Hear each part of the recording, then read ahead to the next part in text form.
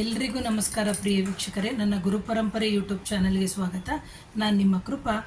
ನೋಡಿ, ಎಷ್ಟೋ ಜನಕ್ಕೆ ಕುಲದೇವರ ವಿಚಾರ ನಾನು ಹಿಂದಿನ ವಿಡಿಯೋದಲ್ಲಿ ತಿಳಿಸಿದ್ದೀನಿ. ಕುಲದೇವರು ಗೊತ್ತಿದೆ, ಆದರೆ ಕುಲದೇವರ ಆಶೀರ್ವಾದ ನಮಗೆ ಆಗ್ತಾ ಇಲ್ಲ, ಅಥವಾ ಕುಲದೇವರ ದೇವಸ್ಥಾನಕ್ಕೆ ಹೋಗೋಕ್ಕೆ ನಮಗೆ ಆಗ್ತಾ ಇಲ್ಲ. ಅಂತಹ ಸಂದರ್ಭದಲ್ಲಿ ನಾವು ಮಾಡುವಂತಹ ಪರಿಹಾರಗಳು, ಯಾಕಂದರೆ ನೋಡಿ, ಕುಲದೇವತೆಯ ಆಶೀರ್ವಾದ ಇಲ್ಲದಿದ್ದರೆ ನಾವು ಯಾವ ಕೆಲಸವೂ ಮಾಡೋಕ್ಕಾಗಲ್ಲ. ನಾನು ಕಳೆದ ವಿಡಿಯೋದಲ್ಲಿ ಹೇಳಿದೆ, ಮದುವೆ ಆಗಲಿ, ಒಂದು ಮಕ್ಕಳ ವಿಚಾರವಾಗಲಿ, ಒಂದು ಚೌಲ ಕೊಡೋದಾಗಲಿ, ಅಥವಾ ಒಂದು ಉಪನಯನ ಆಗಲಿ, ಅಥವಾ ಒಂದು ವಿದ್ಯಾಭ್ಯಾಸದ ಪ್ರಗತಿಗಾಗಲಿ, ಅಥವಾ ಹೈಯರ್ ಎಜುಕೇಷನ್ಗಾಗಲಿ ಯಾವುದೇ ಕೆಲಸಗಳು ಆಗದೇ ಇಲ್ಲ. ಅಥವಾ ಒಂದು ಸೀಮಂತ ಮಾಡಬೇಕು ಅಂತ ಇರ್ತಾರೆ, ಅಷ್ಟರೊಳಗಡೆ ಏನೋ ತೊಂದರೆಗಳು ಬರೋದು, ಸೀಮಂತನೇ ಆಗೋದಿಲ್ಲ. ಅಂದರೆ ಪ್ರತಿಯೊಂದು ಕೆಲಸದಲ್ಲೂ ಅಡೆತಡೆಗಳಾಗಿರುತ್ತೆ. ಹಾಗೆಯೇ ಎಷ್ಟೋ ಜನಕ್ಕೆ ಮಾಂತ್ರಿಕ ಬಾಧೆ ಅಥವಾ ನೆಗೆಟಿವ್ ಎನರ್ಜಿ ಮನೆಯಲ್ಲಿ ಎಂಟ್ರಾಗಿರುತ್ತೆ. ಅಂತಹ ಸಂದರ್ಭದಲ್ಲೂ ಸಮೇತ ನಿಮ್ಮ ಮನೆಯಿಂದ ನಿಮ್ಮ ಕುಲದೇವತೆ ಹೊರಗಡೆ ಹೋಗಿರ್ತಾಳೆ ಅಂತಲೇ ತಿಳ್ಕೊಬೇಕು ಪ್ರಿಯ ವೀಕ್ಷಕರೇ. ಯಾಕೆಂದರೆ ಇದು ಹಲವಾರು ಜನಕ್ಕೆ ಗೊತ್ತಿರಲ್ಲ. ತಂದೆ ಹತ್ರನೂ ಕೇಳಲ್ಲ, ತಾಯಿ ಹತ್ರನೂ ಕೇಳಲ್ಲ, ನಮ್ಮ ಹಿರಿಕರ ಹತ್ರನೂ ಕೇಳಲ್ಲ. ಯಾಕೆಂದರೆ ನಾವು ನಮ್ಮದೇ ಆದ ರೀತಿಯಲ್ಲಿ ನಮ್ಮ ಅಹಂಕಾರದಲ್ಲಿ ನಾವು ಬಂದ್ಬಿಟ್ಟಿದ್ದೀವಿ. ಯಾಕಂದರೆ ಇವತ್ತಿನ ದಿನ ಯಾರನ್ನಾದರೂ ಕೇಳಿದ್ರೆ ಕುಲದೇವ್ರು ಯಾರೂ ಗೊತ್ತಿಲ್ಲ, ಮನೆದೇವ್ರು ಯಾರೂ ಗೊತ್ತಿಲ್ಲ, ಇಷ್ಟದೇವ್ರಿಗೆ ಏನೋ ಇಷ್ಟದೇವರು ಅಂತ ಕೇಳಿ ಹೇಳೋಕ್ಕೂ ಅದು ಕಷ್ಟ ಅವರಿಗೆ. ಯಾಕಂದರೆ ಅಯ್ಯೋ ಮೇಡಮ್, ನಮಗೆ ಟೈಮೇ ಇಲ್ಲ, ಇದಕ್ಕೆಲ್ಲ ನಾವು ಹೋಗಬೇಕಾ ಮಾಡಬೇಕಾ ಅಂತ, ಅಯ್ಯೋ ಸದ್ಯ ಹೊಟ್ಟೆಪಾಡಾದರೆ ಸಾಕು ಅಂತ. ಖಂಡಿತವಾಗ್ಲೂ ಹೊಟ್ಟೆಪಾಡಿಗೂ ಬೇಕು. ಆದರೆ ಈ ನಮ್ಮ ದೇಹ, ಈ ಭೌತಿಕ ದೇಹ ಬರೋಕ್ಕಿಂತ ಮುಂಚೆ ಸೂಕ್ಷ್ಮ ರೂಪದಲ್ಲಿ ಈ ಭೂಮಿಗೆ ಯಾವ ರೂಪದಲ್ಲಿ ಬಂದಿರುತ್ತೋ ಅದೇ ಥರದಲ್ಲಿ ನಮ್ಮ ಇರುವಿಕೆಗೆ ನಮ್ಮ ತಂದೆ ತಾಯಿಗಳು ಯಾವ ರೀತಿ ಕಾರಣನೋ ಅದೇ ಥರ ಈ ಪ್ರಕೃತಿಯಲ್ಲಿ ನಮಗೆ ದೈವಶಕ್ತಿಯು, ದೈವಾತ್ಮವು, ದೈವಗಳು ಅಥವಾ ದೇವರುಗಳು ಅವರ ಅರಿವಿಕೆಯೂ ಖಂಡಿತವಾಗಲೂ ಇದೆ ಪ್ರಿಯ ವೀಕ್ಷಕರೇ. ಯಾವುದೇ ಶುಭ ಕಾರ್ಯಗಳನ್ನು ಮಾಡೋದಕ್ಕಿಂತ ಮುಂಚೆ ನಿಮ್ಮ ಕುಲದೇವರ ಮೊರೆ ಹೋಗಲೇಬೇಕು ಪ್ರಿಯ ವೀಕ್ಷಕರೇ. ಹೋಗಿಲ್ಲ ಅಂದಾಗ ಅದರಿಂದ ಹಲವಾರು ತೊಡಕುಗಳಾಗುತ್ತೆ. ಈಗ ನೋಡಿ, ಕುಲದೇವರು ಗೊತ್ತಿದೆ, ಆದರೆ ಕುಲದೇವರ ಆಶೀರ್ವಾದ ನಮ್ಮ ಮನೆಯಲ್ಲೇ ಇಲ್ಲ, ಅಥವಾ ನಮ್ಮ ಕುಲದೇವರು ಬಂದಿದ್ದಾರೆ ಅಥವಾ ನಮ್ಮ ಮನೆ ಒಳಗಡೆ ಬರ್ತಾ ಇಲ್ಲ. ಅದು ಕೆಲವೊಂದೊಂದು ಜನಕ್ಕೆ ಗೊತ್ತಾಗುತ್ತೆ. ಕುಲದೇವರು ಬಂದಿದ್ದಾರೆ ಗೊತ್ತಾಗ್ತಿಲ್ಲ, ಅಂದರೆ ಕನಸಲ್ಲಿ ಬರ್ತಾ ಇದ್ದಾಳೆ, ಆದರೆ ಶುಭ ಕಾರ್ಯಗಳು ಆಗಲ್ಲ, ಯಾಕೆ ಅಂತಂತ.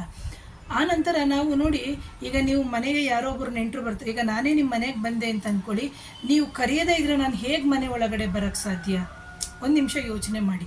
ಅದೇ ಥರನೇ ಕುಲದೇವ್ರನ್ನ ನಾವು ಕರೆಯೋದೇ ಇಲ್ಲ, ನಾವು ನೆನಪಿಸ್ಕೊಳ್ಳೋದೇ ಇಲ್ಲ, ಅವಳಿಗೊಂದು ನೈವೇದ್ಯ ಇಡಲ್ಲ, ಒಂದು ಪ್ರೀತಿಯ ಕೊಡಲ್ಲ, ಏನಿಲ್ಲ. ಈಗ ಎಕ್ಸಾಂಪಲ್ ಆಗಿ ನಾನೇ ನಿಮ್ಮ ಮನೆಗೆ ಬಂದೆ ಅಂತಲೇ ಅಂದ್ಕೊಳ್ಳಿ, ನೀವು ಬನ್ನಿ ಅಂತಲೂ ಕರೆಯಲ್ಲ. ಅಕಸ್ಮಾತ್ ಬಂದೆ ಅಂತಲೇ ಅಂದ್ಕೊಳ್ಳಿ, ಬಂದ ಮೇಲೆ ನೀವು ಒಂದು ಕುಡಿಯೋಕ್ಕೆ ಒಂದು ಲೋಟ ನೀರು ಕೊಡಲ್ಲ, ಅಥವಾ ಮೇಡಮ್ ತೊಗೊಳ್ಳಿ ಒಂದು ಸಿಹಿನೋ ಒಂದು ಏನೂ ಕೊಡಲ್ಲ ಅಂತಲೇ ಅಂದ್ಕೊಳ್ಳಿ. ಎಷ್ಟೋ ಜನ ಹಾಗೇ ಕಳಿಸ್ಬಿಡೋರು ಇದ್ದಾರೆ. ದಯವಿಟ್ಟು ಅವೆಲ್ಲ ತಪ್ಪು. ದಯವಿಟ್ಟು ಮನೆಗೆ ಯಾರೇ ಬರಲಿ, ನಮ್ಮ ಸನಾತನ ಧರ್ಮದಲ್ಲಿ, ನಮ್ಮ ಸಂಪ್ರದಾಯದಲ್ಲಿ ಏನು ಹೇಳಿದ್ದಾರೆ ಅಂದರೆ ಅತಿಥಿ ದೇವೋ ಭವ ಅಂತ.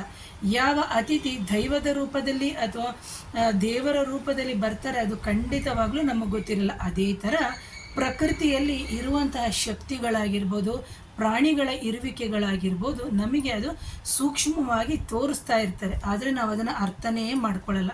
ಅಂತಹ ಈಗ ದೈವ ಬಂದಿದೆ ಅಂತ ಅಂದ್ಕೊಳ್ಳಿ, ನಿಮ್ಮ ಮನೆಗೆ ಬಾಗಿಲಿಗೆ ಬಂದಿದೆ, ಆದರೆ ಅವ್ರು ಒಳಗಡೆ ಬರಲ್ಲ. ಕಾರಣ ಏನು? ಕರೆಯದೆ ಹೇಗೆ ಬರ್ತಾರೆ? ಈಗ ನಾನೇ ಹೇಳಿದೆ, ನನ್ನನ್ನು ಕರೆಯದೆ ನಾನು ಹೇಗೆ ಬರೋಕ್ಕೆ ಸಾಧ್ಯ? ಬರಲ್ಲ. ಅದೇ ಥರನೇ ನೀವು ನಿಮ್ಮ ಕುಲದೇವರಿಗೆ ಇಷ್ಟವಾಗಿರುವಂತಹ ಏನು ತುಪ್ಪದ ದೀಪ, ಆರತಿ ಅವೆಲ್ಲವನ್ನು ನೀವೇನೇನು ಮಾಡ್ತಾ ಇದ್ದೀರಿ ಮಾಡಿ. ಆದರೆ ನಿಮ್ಮ ಕುಲದೇವರು ಮನೆ ಒಳಗಡೆ ಬರದೇ ಇದ್ದಾಗ ನೀವು ಮಾಡುವಂತಹ ಪರಿಹಾರ ಇಷ್ಟೇನೆ. ಏನು ಅಂತಂದರೆ, ಇದನ್ನು ವರ್ಷಕ್ಕೆ ಒಮ್ಮೆ ಆದರೂ ಮಾಡಿ ನೋಡಿ. ಎಷ್ಟೋ ಜನ ಕುಲದೇವರಿಗೆ ಹೋಗಿ ಬರ್ತಾರೆ, ಒಳ್ಳೆಯದಾಗುತ್ತೆ, ಅದು ತುಂಬ ಸಂತೋಷ. ಇನ್ನು ಕೆಲವರು ಕುಲದೇವರು ಹೋಗೋದೇ ಇಲ್ಲ, ಏನು ಲಕ್ಷಾಂತರ ರೂಪಾಯಿ ಸಂಬಳ ತಗೋತಾರೆ, ಕಾರ್ ಇರುತ್ತೆ, ಮನೆ ಇರುತ್ತೆ, ಎಲ್ಲ ಇರುತ್ತೆ, ಎಲ್ಲ ಕಡೆ ಸುತ್ತುತ್ತಾರೆ. ಕುಲದೇವರಿಗೆ ಹೋಗೋಕ್ಕೆ ಅವರಿಗೆ ಸಮಯನೇ ಇಲ್ಲ. ಕೇಳಿದ್ರಿಲ್ಲ, ಅಯ್ಯೋ ನಾವು ಬ್ಯುಸಿ ಅಂತ. 6 ತಿಂಗಳಿಗಾದರೂ ಹೋಗಿ, ಅಥವಾ ವರ್ಷಕ್ಕೊಮ್ಮೆ ಆದರೂ ಹೋಗಿ ಕುಲದೇವರಿಗೆ.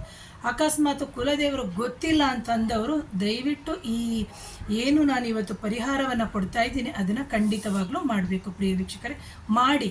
ನಾನು ಆರ್ಡ್ರ್ ಮಾಡೋಕ್ಕೆ ಯಾರೂ ಅಲ್ಲ, ಬಟ್ ಏನು ಅಂತಂದರೆ, ಈಗ ಒಂದು ಟೀಚರ್ ಆದವರು ಮಕ್ಕಳಿಗೆ ಯಾವ ರೀತಿ ಎಜುಕೇಷನ್ ಹೇಳ್ಕೊಡ್ತಾರೋ ಅದೇ ರೀತಿ ನಾವು ನಮ್ಮ ವೃತ್ತಿಯಲ್ಲಿ ನಮ್ಮ ಪೂರ್ವಿಕರು, ನಮ್ಮ ಗುರು ಹಿರಿಯರು ನಮಗೇನು ಹೇಳಿಕೊಟ್ಟು ನಾವು ಕೊಟ್ಟು ಪರಿಹಾರಗಳನ್ನು ಕಂಡುಕೊಂಡಿರ್ತೀವೋ ಅದನ್ನು ನಾನು ಶ್ರದ್ಧಾಭಕ್ತಿಯಿಂದ ನನ್ನ ಗುರುವರಿಯರ ಹೆಸರಿನಲ್ಲಿ ನಾನು ಹೇಳ್ತಾ ಬರ್ತೀನಿ. ಅದು ಮಾಡೋದು ಬಿಡೋದು ನಿಮಗೆ ಸೇರಿದ್ದು ಪ್ರಿಯ ವೀಕ್ಷಕರೇ.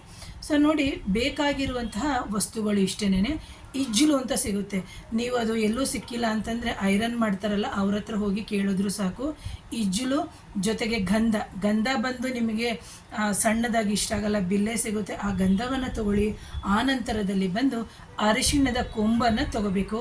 ಅರಿಶಿಣದ ಕೊಂಬಿನ ಜೊತೆಗೆ ನೀವು ಬಂದು ಕುಂಕುಮ, ಅರಿಶಿಣದ ಕೊಂಬು ತಗೋಬೇಕು, ಕುಂಕುಮ ತಗೋಬೇಕು. ಆ ನಂತರದಲ್ಲಿ ಕೆಂಪು ವಸ್ತ್ರ ತಗೋಬೇಕು. ಆ ಕೆಂಪು ವಸ್ತ್ರ ಉಪಯೋಗಿಸೋರು ಕೆಂಪು ವಸ್ತ್ರ ತಗೊಳ್ಳಿ, ಇಲ್ಲದಿದ್ದರೆ ಹಳದಿ ವಸ್ತ್ರವನ್ನು ನೀವು ತಗೋಬೇಕು. ಇಲ್ಲಿ ನಾನು ಅರಿಶಿನ ಕುಂಕುಮವನ್ನು ಯಾಕೆ ತಗೋತಾ ಇದ್ದೀನಿ ಅಂತಂದರೆ, ಇದು ಸ್ತ್ರೀ ಕುಲದೇವರಾಗಿದ್ದರೆ ಸ್ತ್ರೀ ಕುಲದೇವರಿಗೆ ಅಂತ. ವಿಭೂತಿಯನ್ನು ಯಾಕೆ ಬಳಸ್ತೀವಿ? ವಿಭೂತಿ ಅಂತಂದಾಗ ಇಷ್ಟು ದಪ್ಪ ಕಟ್ಟೆ ಏನು ಇಡೋದು ಬೇಡ, ಅದನ್ನು ತುಂಡು ಮಾಡಿ ಆದರೂ ಇಡ್ಬೋದು. ಇಲ್ಲಾಂದರೆ ವಿಭೂತಿ ಪೌಡ್ರ್ ಅಂತ ಇರುತ್ತಲ್ಲ, ಆ ವಿಭೂತಿ ಪುಡಿಯನ್ನಾದರೂ ನೀವು ಇಡ್ಬೋದು. ಇದನ್ನು ಯಾಕೆ ಅಂದರೆ, ವಿಭೂತಿಯನ್ನು ನಾನು ಯಾಕೆ ಹೇಳ್ತಾ ಇದ್ದೀನಿ ಅಂದರೆ, ಗಂಡು ದೈವಗಳಿಗಾದರೆ ವಿಭೂತಿಯನ್ನು ನಾವು ಶಿವನ ಸಂಪ್ರದಾಯದಲ್ಲಿ ಬಳಸ್ತೀವಿ. ಗಂಧ ಬಂದು ವಿಷ್ಣುವಿನ ಒಂದು ಅಲಂಕಾರದಲ್ಲಿ ನಾವು ಬಳಸ್ತೀವಿ. ಹಾಗಾಗಿ ವಿಷ್ಣುವಿಗೆ ಸಂಬಂಧಪಟ್ಟಿದ್ದಾಯಿತು ಅಂತಂದರೆ ಗಂಧ, ಸ್ತ್ರೀಗೆ ಎಂದಾಗ ಅರಿಶಿನ ಕುಂಕುಮ, ವಿಭೂತಿ ಬಂದು ಶಿವನ ಸಂಪ್ರದಾಯಕ್ಕೆ ಸಂಬಂಧಪಟ್ಟಿರುವಂಥದ್ದು ಅಂತ. ಸೊ ಇಲ್ಲಿ ಬಂದು ಕೆಂಪು ಬಟ್ಟೆಯಲ್ಲೇ ಕಟ್ಟಬೇಕು, ಇಲ್ಲದಿದ್ದರೆ ಹಳದಿ ಬಣ್ಣದ ಬಟ್ಟೆಯಲ್ಲಿ ಕಟ್ಟಬೇಕು. ಇಲ್ಲ ಮೇಡಮ್, ನಮ್ಮ ಕುಲದೇವರಿಗೆ ಕೆಂಪು ಬಣ್ಣದ ಬಟ್ಟೆ ಆಗಲ್ಲ ಅಂದರೆ ಹಳದಿ ಬಣ್ಣದ ಬಟ್ಟೆಯಲ್ಲಿ ಕಟ್ಟಿ. ಇಲ್ಲ, ನಮ್ಮ ಕುಲದೇವರಿಗೆ ಹಳದಿ ಬಣ್ಣದ ಬಟ್ಟೆ ಆಗಲ್ಲ ಅಂತಂದರೆ ಕೆಂಪು ಬಟ್ಟೆಯಲ್ಲೇ ಕಟ್ಟಿ. ಕೆಲವರ ಮನೆಯಲ್ಲಿ ನೋಡ್ಬೋದು, ಅಂದರೆ ಒಬ್ಬೊಬ್ಬರು ಹೇಳ್ತಾರೆ ನಮ್ಮ ಮನೆಯಲ್ಲಿ ಕಪ್ಪು ಬಟ್ಟೆ ಆಗಲ್ಲ, ನಮ್ಮ ಕುಲದೇವರಿಗೆ ಕೆಂಪು ವಸ್ತ್ರ ಆಗಲ್ಲ, ನಮ್ಮ ಕುಲದೇವರಿಗೆ ನೀಲಿ ಬಣ್ಣ ಆಗಲ್ಲ ಅಂತ. ಇದನ್ನು ನೀವೇ ಅರ್ಥ ಮಾಡಿಕೊಂಡು ಯೋಚನೆ ಮಾಡಬೇಕು. ನಮ್ಮ ಕುಲದೇವರಿಗೆ ಯಾವ ಬಣ್ಣದ ವಸ್ತ್ರ ಆಗಲ್ಲ ಅಂತ ಅಂದ್ಕೊಂಡು, ಅಂತಹ ಸಂದರ್ಭದಲ್ಲಿ ನಿಮ್ಮ ಕುಲದೇವರಿಗೆ ಸಂಬಂಧಪಟ್ಟಿರುವಂಥ ಬಣ್ಣದ ಬಟ್ಟೆಯನ್ನು ಉಪಯೋಗಿಸಿ. ಇಲ್ಲ, ನಮ್ಮ ಕುಲದೇವರು ಗೊತ್ತೇ ಇಲ್ಲ ಅಂತಹ ಸಂದರ್ಭದಲ್ಲಿ ಕೆಂಪು ಬಣ್ಣ ತೊಗೋಬೋದು, ಹಳದಿ ಬಣ್ಣವನ್ನು ತೊಗೋಬೋದು, ಹಸಿರು ಬಣ್ಣವನ್ನು ತೊಗೋಬೋದು. ನೀವೇನು ಮಾಡಬೇಕು ಅಂದರೆ, ಅರಿಶಿಣದ ದಾರ ಸಿಗುತ್ತೆ, ಇಲ್ಲದಿದ್ದರೆ ಬಿಳಿ ಸಪ್ಪೆ ದಾರವನ್ನು ತೊಗೊಂಡು ಬಂದು ಅರಿಶಿಣವನ್ನು ಹಾಕಿ ಅದನ್ನು ಚೆನ್ನಾಗಿ ನಿವಾಳಿಸ್ಬೇಕು ಮೀನ್ಸ್ ಹಾಕಬೇಕು ಆ ದಾರಕ್ಕೆ. ಆನಂತರ ಕಟ್ ಮಾಡಿಕೊಂಡು ಶುದ್ಧವಾಗಿ ಆ ಬಟ್ಟೆ ಅಥವಾ ಆ ಮೂಟೆ ಅಂತ ಏನಿದೆ, ಮೊದಲಿಗೆ ಗಂಧ, ಇದ್ದಿಲು, ಜೊತೆಗೆ ಅರಿಶಿಣದ ಕೊಂಬು, ಜೊತೆಗೆ ಸ್ವಲ್ಪ ಸಾಂಬ್ರಾಣಿಯನ್ನು ಹಾಕಿ, ಜೊತೆಗೆ ವಿಭೂತಿ, ಅರಿಶಿಣ, ಕುಂಕುಮ ಎಲ್ಲವನ್ನು ಹಾಕಿಬಿಟ್ಟು ನೀವು, ಏಕೆಂದರೆ ಸಾಂಬ್ರಾಣಿ ಯಾಕೆ ಹಾಕ್ತೀವಿ ಅಂತಂದರೆ ಆ ಫ್ರ್ಯಾಗ್ನೆನ್ಸಿಗೆ ಹಾಕ್ತೀವಿ. ಅದಾದ ನಂತರ ನೀವು ಅದನ್ನು ಚಿಕ್ಕ ಮೂಟೆಯ ರೂಪದಲ್ಲಿ ಕಟ್ಕೋಬೇಕಾಗುತ್ತೆ. ಅದನ್ನು ಕ್ಲೀನಾಗಿ ಕಟ್ಟಿದ ನಂತರ ನೀವೇನು ಮಾಡಬೇಕು, ನಿಮ್ಮ ಮನೆಯ ಒಳಬಾಗಿಲು ಅಥವಾ ಮುಖ್ಯ ದ್ವಾರದ ಒಳಬಾಗಿಲು ಅಂತ ಏನಿದೆ ಆ ಬಾಗಿಲಲ್ಲಿ ನೀವು ಕಟ್ಟುತ್ತಾ ಹೋಗಬೇಕು. ಇದನ್ನು ವರ್ಷಕ್ಕೊಮ್ಮೆ ನೀವು ಬದಲಾಯಿಸ್ತಾ ಹೋಗ್ಬೋದು. ಗೊತ್ತಿಲ್ಲದೆ ಇದ್ದಂಥ ಸಂದರ್ಭದಲ್ಲಿ ಕುಲದೇವರು ನಿಮ್ಮ ಮನೆ ಒಳಗಡೆ ಬರೋಕ್ಕೆ ತುಂಬ ಈಸಿ ಆಗುತ್ತೆ. ಜೊತೆಗೆ ಧೂಪ, ದೀಪ, ನೈವೇದ್ಯ, ತಾಂಬೂಲಗಳನ್ನು ನೀವು ಸಮರ್ಪಿಸ್ತಾ ಬರಬೇಕು ಪ್ರಿಯ ವೀಕ್ಷಕರೇ. ಎರಡನೇದು, ಇನ್ನೊಂದೇನು ಅಂದರೆ, ಕೆಲವ್ರ ಮನೇಲಿ ನೋಡಬೇಕು, ಯಾವುದೇ ಪೂಜೆಗಳು ಮಾಡಿದ ಮೇಲೆ ಅಲ್ಲಿ ಯಾವುದೇ ರೀತಿಯ ಮಲ್ಲಿಗೆ ಹೂವೇ ಹಾಕಿರಲ್ಲ, ಆದರೂ ಘಮ ಅಂತಿರ್ತದೆ. ಕುಲದೇವರು ಆಗ ಈ ಪರಿಮಳ ವಾಸನೆ ಯುಕ್ತವಾಗಿ ನಿಮ್ಮ ಮನೆಯೊಳಗಡೆ ಬಂದು ಹೋಗಿರ್ತಾಳೆ.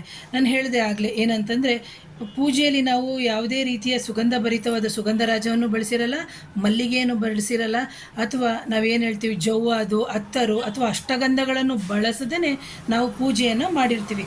ಅಂತಹ ಸಂದರ್ಭದಲ್ಲೂ ಘಮ ಅಂತ ವಾಸನೆ ಬರುತ್ತೆ. ಅಂತಹ ಸಂದರ್ಭದಲ್ಲಿ ನೀವು ತಿಳ್ಕೊಬೇಕು, ಇದೆ ಈ ಮೂಟೆ ಕಟ್ಟಿದ ನಂತರ ನಿಮ್ಮ ಮನೆಯಲ್ಲಿ ಈ ಥರ ವಾಸನೆ ಬಂದರೆ ಕುಲದೇವರ ಅರಿವು ಆಗಿದೆ, ಕುಲದೇವರು ನಮ್ಮ ಮನೆಗೆ ಎಂಟ್ರಾಗಿದ್ದಾಳೆ ಅಂತ. ಹೆಣ್ಣು ಕುಲದೇವರಾಗಿದ್ದರೆ, ಅಕಸ್ಮಾತ್ ಗಂಡು ಕುಲದೇವರಾಗಿದ್ದರೆ ನೀವು ಯಾವ ರೀತಿ ತಿಳ್ಕೊಬೇಕು ಅಂತಂದರೆ, ಹೇಗೆ ಹೇಳಬೇಕು ಅಂದರೆ, ಒಂದು ವಿಭೂತಿ ಕಟ್ಟೆ ಅಥವಾ ಭಸ್ಮದ ವಾಸನೆ ನಿಮ್ಮ ಮನೆಯೊಳಗಡೆ ಬರ್ತಾ ಇರುತ್ತೆ. ಕೇಳ್ಬೋದು, ಏನು ಮೇಡಮ್ ನಿಜಾನ ಅಂತ. ಇದೆಲ್ಲ ಅನುಭವದ ಮಾತುಗಳು, ನಾನು ಕೊಟ್ಟು ಆಗಿರುವಂತಹ ಪರಿಹಾರಗಳು. ಕೆಲವರು ಹೇಳ್ತಾರೆ, ಮೇಡಮ್ ನಮ್ಮ ಮನೇಲಿ ಏನೋ ಭಸ್ಮ ಚೆಲ್ದಂಗೆ ಅಥವಾ ಒಂಥರ ವಿಭೂತಿದು ಇದು ವಾಸನೆ ಬರ್ತಾ ಇರ್ತದೆ, ಯಾಕೆ ಏನು ಅಂತಲೇ ಗೊತ್ತಿಲ್ಲಲ್ಲ. ಈ ಪರಿಹಾರ ಮಾಡಿದ ನಂತರ ಅಂತಂದರೆ ಆಗ ನಿಮಗೆ ನಿಮ್ಮ ಕುಲದೇವರ ಒಂದು ಆಶೀರ್ವಾದ ಆಗಿದೆ.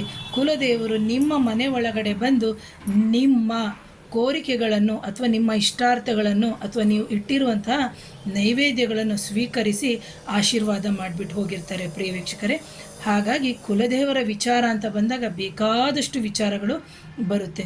ಹಾಗಾಗಿ ಯಾರಾದರೂ ನನ್ನ ಚಾನಲ್ನ ಮೊದಲನೇ ಬಾರಿಗೆ ನೋಡ್ತಿದ್ರೆ ದಯವಿಟ್ಟು ಚಾನಲ್ನ ಸಬ್ಸ್ಕ್ರೈಬ್ ಮಾಡಿ, ಶೇರ್ ಮಾಡಿ, ಕಮೆಂಟ್ ಮಾಡಿ, ಆಮೇಲೆ ಬೆಲ್ ಬಟನ್ ಪ್ರೆಸ್ ಮಾಡಿ. ನಾನು ಕಳಿಸುವಂತಹ ಎಲ್ಲ ವೀಡಿಯೋಗಳು ನಿಮಗೆ ನೋಟಿಫಿಕೇಷನ್ ಆನ್ ಮಾಡಿದ್ರೆ ಪರ್ಸನಲ್ ಆಗಿ ಬರುತ್ತೆ.